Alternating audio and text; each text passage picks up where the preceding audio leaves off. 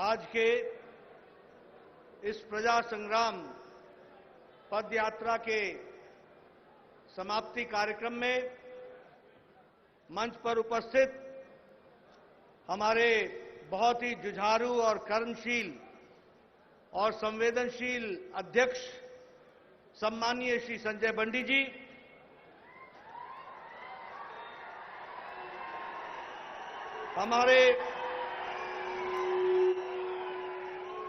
हमारे भारत सरकार में मंत्री श्री जी किशन रेड्डी जी, हमारे तरुण चुग जी, महामंत्री भारतीय जनता पार्टी, हमारे वरिष्ठ नेता और विधायक एटला राजेंद्र जी, हमारे विवेक वेंकट स्वामी जी जो पूर्व में सांसद रहे, किशन रेड्डी जी जिला अध्यक्ष, मनोहर रेड्डी जी यात्रा के प्रमुख, अरविंद मेनन जी सह प्रभारी, हमारे वरिष्ठ साथी श्री पी मुरलीधर राव जी, हमारे अरविंद धर्मपुरी जी, हमारे सुधाकर रेड्डी जी, हमारे सभी मंचासीन वरिष्ठ पदाधिकारी और कार्यकर्ता बंधु और यहां इतनी बड़ी संख्या में आए हुए दूर दूर से हमारे सभी पार्टी के समर्थक, पार्टी के प्रेरक और पार्टी को उत्साह दिलाने वाले हमारे सज्जन वृंद और मीडिया के मेरे साथी, प्रिंट मीडिया और इलेक्ट्रॉनिक मीडिया के मेरे साथी, आज मेरा ये सौभाग्य है कि मुझे इस प्रजा संग्राम पदयात्रा के समाप्ति पर आने का सौभाग्य मिला है। सबसे पहले तो मैं भगवान श्री राजेश्वरी को नमन करता हूं और उनसे प्रेरणा लेकर के अपनी बात को प्रारंभ करता हूं। वहीं हमारे कोंडागट्टू हनुमान जी से भी प्रेरणा लेता हूं और उनका भी आशीर्वाद लेकर के अपनी बात को प्रारंभ करता हूं। सबसे पहले आप मुझे एक बात बताओ कि संजय बंडी जी को आपका सांसद चुनने पर आपको सही सांसद मिला कि नहीं मिला? मिला कि नहीं मिला? मैं पीछे से सुनना चाहता हूं। सांसद संजय बंडी आपको सही सांसद मिला कि नहीं? मित्रों, सबसे पहले तो मैं आपको बधाई देता हूं और धन्यवाद देता हूं कि आपने भारतीय जनता पार्टी के संजय बंडी जी को सांसद के रूप में चुना है। यह यात्रा उनके नेतृत्व में निकली है और मुझे खुशी है आपको बताते हुए कि 5 चरणों में 114 दिन की यह पद यात्रा रही है। 56 असेंबली कॉन्स्टिट्यूएंसीज को कवर करते हुए 1458 किलोमीटर पद यात्रा करते हुए आज हम करीमनगर में यहां इस यात्रा की समाप्ति कर रहे हैं।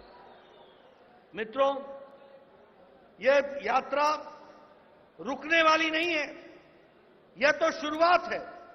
इसके साथ साथ प्रजा घोषा, बीजेपी भरोसा, इस यात्रा को भी हम गांव-गांव, घर-घर पहुंचाने वाले हैं और हमारे सभी नेता उसमें शामिल होने वाले हैं। और उसी तरीके से एक नारा भी आप लोगों ने तय किया है, सालू डोरा सिलाऊ डोरा अभियान। इस अभियान के तहत enough is enough, goodbye KCR, इसको भी हमको समझने की जरूरत है। और साथ ही साथ मैं यह भी बताना चाहता हूं कि दूसरे फेज में और तीसरे फेज में, और अभी जब मैं आ रहा था तो मेरी यात्रा को भी रोकने का काम टीआरएस ने किया और टीआरएस के लोगों ने किया। मैं केसीआर को बता देना चाहता हूं कि ये प्रजातंत्र है। दमन को प्रजातंत्र के अंदर इतिहास के कूड़ेदान में दफन कर देती है ये जनता है। इसको पहचानो, इसको समझो। और इसीलिए मैं ये कहना चाहता हूं कि पार्टी ने इस यात्रा को निकालकर जो लोगों का जन आक्रोश था उसको लोगों के साथ मिलकर के समाज में, देश में, प्रजातंत्र में बताने का काम ये हमारी यात्रा ने किया है। और साथ ही साथ मैं ये भी बोलना चाहता हूं कि आज जब मैं यहां आया हूं तो एक तरफ भारत सरकार मोदी जी के नेतृत्व में चल रही है, जो आम गांव, गरीब, वंचित, पीड़ित, शोषित, दलित, महिला, किसान, युवा, इनको ताकत दे रही है। और वहीं केसीआर की सरकार भ्रष्टाचार, अनाचार, प्रजातंत्र का गला घोटने वाली और जनता विरोधी नीतियों के साथ वो यहां पर काम कर रही है।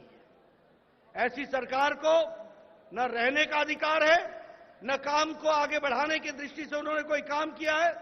अब समय आ गया है जब उनको गुड बाय कहा जाए, उनको आराम दिया जाए और हमारे लोगों को काम दिया जाए और सरकार को आगे बढ़ाने का इंतजाम किया जाए। मित्रों, अगर मैं समाज के सभी वर्गों की बात करूं, हम लोगों ने कहा सबका साथ, सबका विकास, सबका विश्वास, सबका प्रयास। कभी किसी ने सोचा था कि कोई आदिवासी महिला भारत की राष्ट्रपति बनेगी? कभी सोचा था कि कोई दलित भारत का राष्ट्रपति बनेगा? कभी किसी ने सोचा था कि 12-12 मंत्री हमारे दलित होंगे? कभी किसी ने सोचा था कि 8 मंत्री हमारे केंद्र सरकार में आदिवासी वर्ग से होंगे और 20 से ज्यादा हमारे पिछड़े वर्ग से होंगे? ये सबको साथ जोड़ने का काम, एक माला में पिरोने का काम, सबका साथ, सबका विकास, सबका विश्वास और सबके प्रयास को आगे बढ़ाने का काम किसी ने किया है तो नरेंद्र मोदी जी की सरकार ने और नरेंद्र मोदी जी ने किया है। यह हमको ध्यान में रखना चाहिए।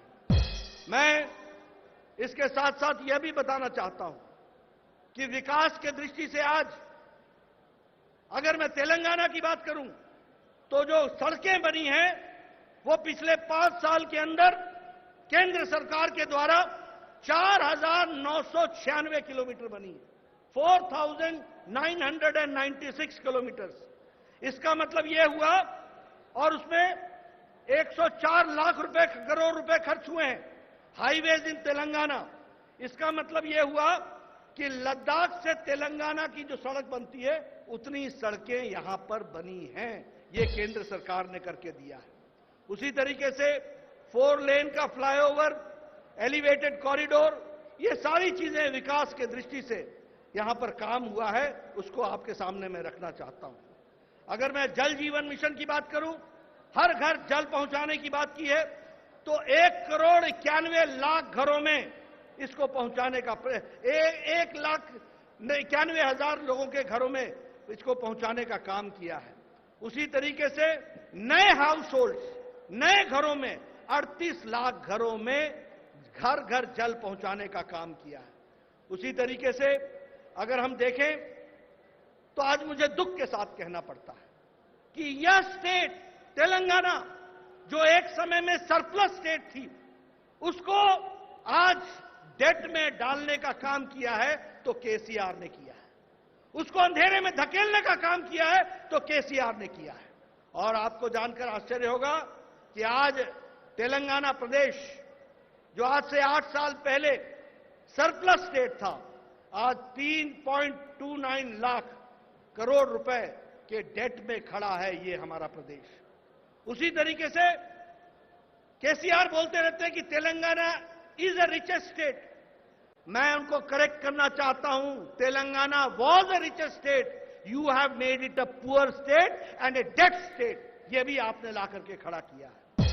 अगर मैं बात करूं, ऊंचे ऊंचे विचार लेकर के चले, ऊंची ऊंची बातों को कहने के लिए चले। मैं कोशिश करूंगा, आपके तेलंगाना में एक कहावत है, उस कहावत को मैं तेलुगु में बताने का प्रयास करूंगा। पता नहीं मैं समझा पाऊंगा कि नहीं समझा पाऊंगा, लेकिन मैं कोशिश जरूर करूंगा। वो कहावत क्या है? उट्टी येगरा लेनम्मा स्वर्गनिकी येगुरा दामु आनु कुंडी। यानी छत पर हांडी टांगने की जगह नहीं और सपने आसमान के देखने लगे हो, यह है केसीआर का काम।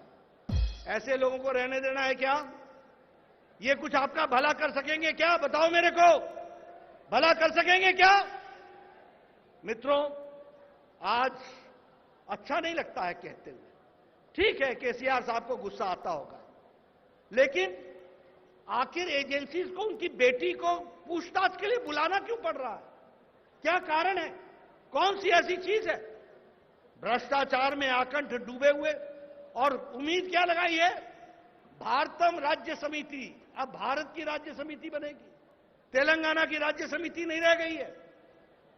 और मैं तो ये कहूंगा कि टीआरएस से बीआरएस और बीआरएस से आने वाले समय में वीआरएस, वॉलंटरी रिटायरमेंट हो जाने वाली है। वीआरएस लेने वाले हैं, वॉलंटरी रिटायरमेंट स्कीम को लेंगे।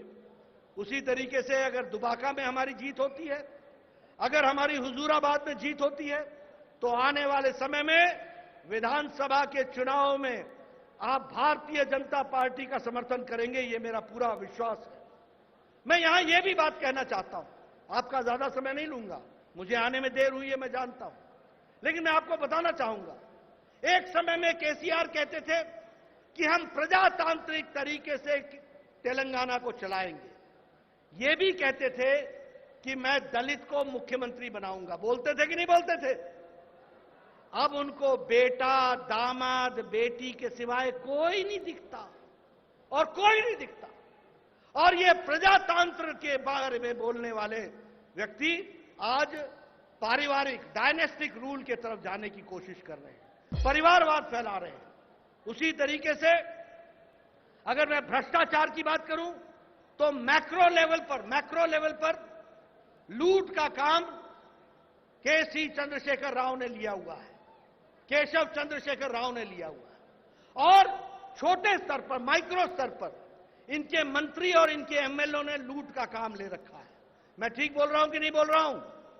मैं सच बोल रहा हूं कि नहीं बोल रहा हूं? मैं सच बोल रहा हूं कि नहीं? मित्रों, ये इनका हाल चाल हो गया है। और अगर मैं कहूं तो इन्होंने धोखा दिया जनता को, और धोखा दिया उन लोगों को जिन्होंने तेलंगाना बनाने में अपने आप को आहूत कर लिया, शहीद हो गए, उनको भी इन्होंने धोखा दिया है। और आजकल मुझे पता चला है, एक आजकल लैंड रेवेन्यू में दरानी पोर्टल चला है। दरानी पोर्टल है, यह तो लूट का कारण बन गया है। यह टीआरएस के लोगों को लूट का तरीका बन गया है। उसको भी हमको ध्यान में रखना होगा, और उसको भी ध्यान में रख करके आगे समझना पड़ेगा। जहां तक लोकल बॉडीज का सवाल है, वहां भी उन्होंने किसी तरीके से कोई भी काम नहीं किया, और साथ ही साथ आर्थिक रूप से भी समस्या क्रिएट करने का काम किया है। और उसमें भी अगर 42,000 करोड़ रुपए का बजट ये मिला है, तो यह भी मिला है केंद्र सरकार के द्वारा, और इस तरीके की बात को भी हमको ध्यान में रखना चाहिए। अगर मैं लिबरेशन डे की बात करूं, 17 सितंबर को केसीआर नहीं चाहते कि लिबरेशन डे हो, क्योंकि ओवैसी के साथ संबंध बना के रखते हैं, और ऐसे लोग क्यों चाहेंगे कि लिबरेशन डे बने। लेकिन हां, हम जानते हैं तेलंगाना का इतिहास, हम जानते हैं रजाकार की क्रूरता, हम जानते हैं किस तरीके से उन्होंने समाज को बांटने का प्रयास किया है। और हम यह भूलने वाले नहीं हैं कि किस तरीके से हमारी भारत की जनता ने इन रजाकारों का मुकाबला भी किया, और देश की आजादी के लिए भी अपने आप को जोड़ा है। ऐसे में लिबरेशन डे हम 17 तारीख को सितंबर को मनाने का, जिसको हमारे गृह मंत्री अमित शाह जी ने शुरू किया है, उसको और जोर शोर से मनाएंगे, और देश के दृष्टि से उसको आगे बढ़ाएंगे, ये मैं जरूर कहना चाहता हूं। मित्रों, वो यादें भूल गए। 2 बेडरूम बनाऊंगा, अपने तो फार्म हाउस बना के बैठ गए, और गरीबों को 2 बेडरूम से भी बेनसीब कर दिया, वह भी उनसे छीन लिया। उन्होंने कहा था कि हम 1 टाइम लोन वेवर करेंगे फार्मर्स का, अभी भी किसान इंतजार कर रहे हैं। उन्होंने कहा था कि 2 एकड़ लैंड एससी को और 3 एकड़ लैंड एसटी को देंगे।